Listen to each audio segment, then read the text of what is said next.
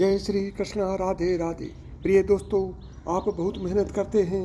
मेहनत करने के बाद भी आपके हाथ में पैसा नहीं टिकता, तो मैं दावे के साथ कह सकता हूँ कि आपके घर में कुछ वास्तु दोष होगा। और उस वास्तु दोष को दूर करने के मैं आपको कुछ आसान उपाय बताऊँ। यदि आप इन वास्तु उपायों को अपने जीवन में उतारोगे तो आपके घर में बरकत ही बरकत होगी। सबसे पहला उपाय है दान करें। प्रकृति का यह नियम है कि आप जितना देते हैं उसे दोगुना करके लौटा देती है। यदि आप धनिया अन्न को पकड़ कर रखेंगे तो वह आपके हाथ से छूटता जाएगा। दान में सबसे बड़ा दान है अन्नदान। निम्नलिखित उपाय करने से घर में अन्न और धन के भंडार भरे रहते हैं। दूसरा है गाय, कुत्ते, कौवे, चींटी और पक्षी के हिस्से का भोजन निकालना जरूरी है। हिंदू धर्म के अनुसार सबसे पहले गाय की रोटी बनाई जाती है और अंत में कुत्ते की। इस तरह सभी का हिस्सा रहता है। नंबर 3, अतिथि यज्ञ। अतिथि यज्ञ से अर्थ है मेहमानों की सेवा करना, उन्हें अन्न जल देना। अपंग, महिला, विद्यार्थी, सन्यासी, चिकित्सक और धर्म के रक्षकों की सेवा सहायता करना ही अतिथि यज्ञ है। नंबर 4, अग्निहोत्र कर्म करें। हिंदू धर्म में बताए गए मात्र 5 तरह के यज्ञों में से एक है देव यज्ञ, जिसे अग्निहोत्री क्रम भी कहा जाता है। इससे जहाँ देव कर्ज चुकता होता है वहीं अन्न और धन में बरकत बनी रहती है। नंबर 5, अग्निहोत्र क्रम 2 तरह से होता है। पहले यह है कि हम जब भी भोजन खाएं उससे पहले उसे अग्नि को अर्पित करें। अग्नि द्वारा पकाए गए अन्न पर सबसे पहला अधिकार अग्नि का ही होता है। दूसरा तरीका यज्ञ की वेदी बनाकर हवन किया जाता है। छठा, भोजन के नियम। भोजन की थाली को हमेशा चटाई, टेबल या पाट पर सम्मान के साथ रखें। खाने की थाली को कभी एक हाथ से ना पकड़ें, ऐसा करने से खाना प्रेत योनि में चला जाता है। भोजन करने के बाद थाली में हाथ न धोएं। थाली में कभी जूठन ना छोड़ें। भोजन करने के बाद थाली को कभी किचन स्टैंड, पलंग या टेबल के नीचे ना रखें और उसके ऊपर भी ना रखें। रात्रि में भोजन के जूठे बर्तन घर में ना रखें। नंबर 7, भोजन। भोजन करने से पूर्व देवताओं का आह्वान करें। भोजन करते वक्त वार्तालाप और क्रोध न करें। भोजन चबाते वक्त अजीब सी आवाज़ ना निकालें। रात में चावल, दही और सत्तू का सेवन करने से लक्ष्मी का निरादर होता है।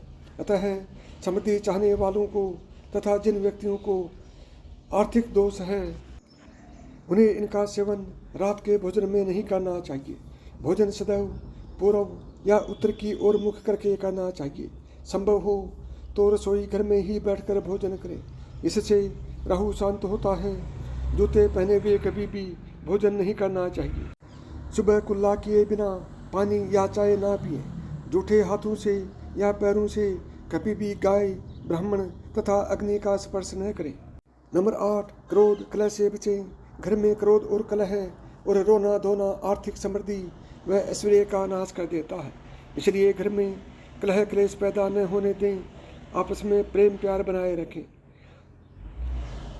प्रेम प्यार बनाए रखने के लिए एक दूसरे की भावनाओं को समझें और परिवार के लोगों को सुनने और समझने की क्षमता बढ़ाएं।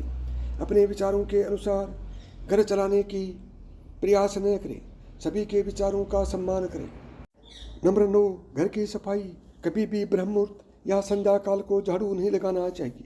झाड़ू को ऐसी जगह रखें जहाँ किसी अतिथि की नज़र न पहुँचे। झाड़ू को पलंग के नीचे ना रखें। घर को साफ सुथरा और सुंदर बनाकर रखें। घर के चारों कोने साफ हों और खासकर ईशान, उत्तर और वायव्य कोण को हमेशा खाली और साफ रखें। वॉशरूम को गिला रखना आर्थिक स्थिति के लिए बेहतर नहीं होता है। वॉशरूम प्रयोग करने के बाद उसे कपड़े से सुखाने का प्रयास करना चाहिए। दक्षिण और पश्चिम दिशा खाली या हल्का रखना करियर में स्थिरता के लिए शुभ नहीं है, इसलिए इस दिशा को खाली न रखें। घर में काला, मटमैले, जामुनी और बैंगनी रंग का इस्तेमाल बिल्कुल ना करें, चाहे वह चादरें, पर्दे या फिर दीवार ही क्यों ना हो। घर में सीढ़ियों को पूर्व से पश्चिम में, उत्तर से दक्षिण की ओर ही बनवाएं। नंबर 10, खुद को सुधारें। घर की स्त्री का सम्मान करें। दक्षिण दिशा में पैर करके ना सोएं। शर्ट और पैंट की जेब फटी हो तो उसे तुरंत ठीक करवाएं। बटुआ या रुपयों को पेंट के पीछे वाली जेब में ना रखें।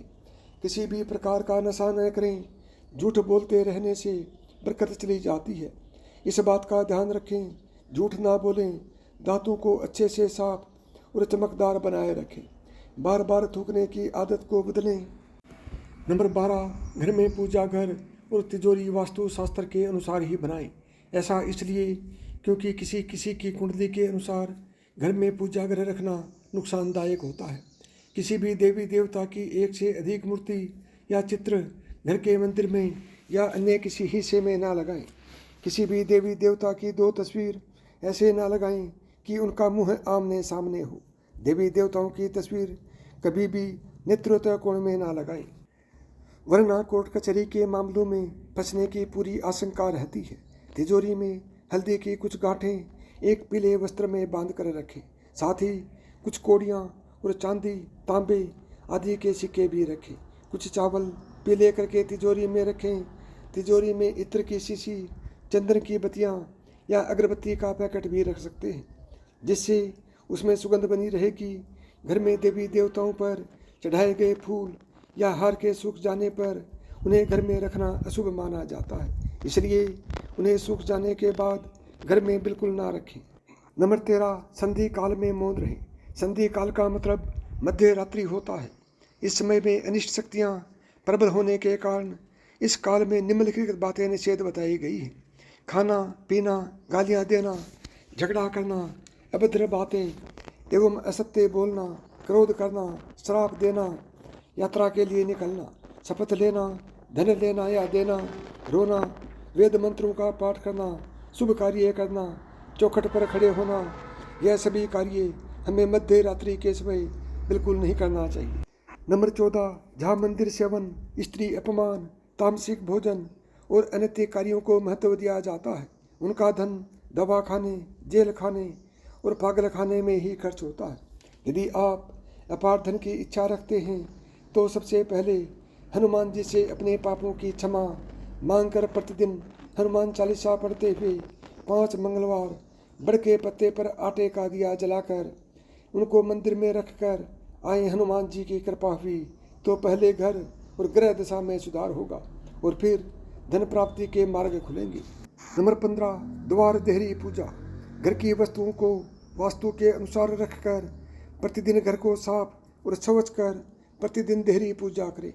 घर के बाहर देहरी मतलब दरवाजे के आसपास स्वस्तिक बनाएं और कुमकुम हल्दी डालकर उसकी दीपक से आरती उतारें। इसी के साथ ही प्रतिदिन सुबह और शाम को कपूर भी जलाएं और घर के वातावरण को सुगंधित बनाएं। जो नित्य देहरी की पूजा करते हैं, देहरी के आसपास मतलब घर के दरवाजे के आसपास घी के दीपक जलाते हैं। नंबर 16, पीपल की पूजा। पीपल में देवताओं का वास होता है। पीपल को सिर्फ शनिवार को ही छूना चाहिए। शनिवार को पीपल के वृक्ष में काले तिल, कच्चा दूध, गंगा जल, शहद, गुड़ को स्टील या चांदी के बर्तन में डालकर अर्पित करें और सरसों के तेल का दीपक जलाएं। बस यह कार्य प्रत्येक शनिवार को करते जाएं। धीरे धीरे दुर्भाग्य दूर होगा और दीपक जलाने के बाद पीछे मुड़कर बिल्कुल ना देखें, सीधे अपने घर जाएं। इससे आपको धन लाभ के साथ साथ आपके सभी बिगड़े काम भी बन जाएंगे। नंबर 17, केसर और कपूर। माता लक्ष्मी का ध्यान करते हुए मस्तक पर शुद्ध केसर का तिलक लगाएं। धन लाभ के समाचार मिलेंगे। प्रतिदिन सुबह और शाम को कपूर जलाएं।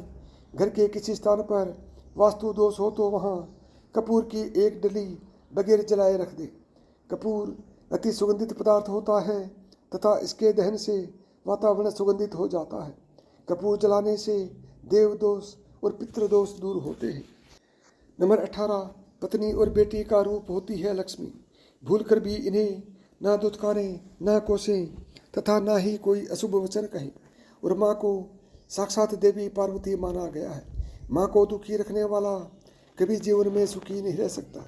पत्नी और बेटी के दुखी रहने से आप कभी सुखी नहीं रह सकते। एक बार यदि पत्नी रोती हुई अपने माता पिता के घर चली गई तो इस पाप क्रम से आपके घर की बरकत भी चली जाएगी। धन, वस्त्र व मान देकर पत्नी को मनाएं। 19, अगर पर्याप्त पैसा कमाने के बाद भी धन संचय नहीं हो रहा है तो काले कुत्ते को प्रत्येक शनिवार को सरसों के तेल से चुपड़ी रोटी खिलाएं। शाम के समय सोना, पढ़ना और भोजन करना अच्छा नहीं होता। सोने के पूर्व पैरों को ठंडे पानी से धोकर सोना चाहिए, किंतु गीले पैर नहीं सोना चाहिए, इससे धन का नाश होता है। नंबर 20, घर में कहीं पर भी जाला ना लगने दें और छत को हमेशा साफ रखें। छप्पर पर बाँस ना रखें और किसी भी प्रकार की बेकार की वस्तुएं घर में या छत पर ना रखें। यदि आपको मेरी बताई हुई बातें पसंद आई हों तो वीडियो को लाइक करें, ज़्यादा से ज़्यादा दोस्तों में शेयर करें। यदि चैनल पर पहली बार आए हैं या चैनल को अभी तक सब्सक्राइब नहीं किया है तो चैनल को सब्सक्राइब करें, ऑल बटन को दबाएं ताकि मेरे आने वाली प्रत्येक वीडियो का नोटिफिकेशन आपको सबसे पहले मिले।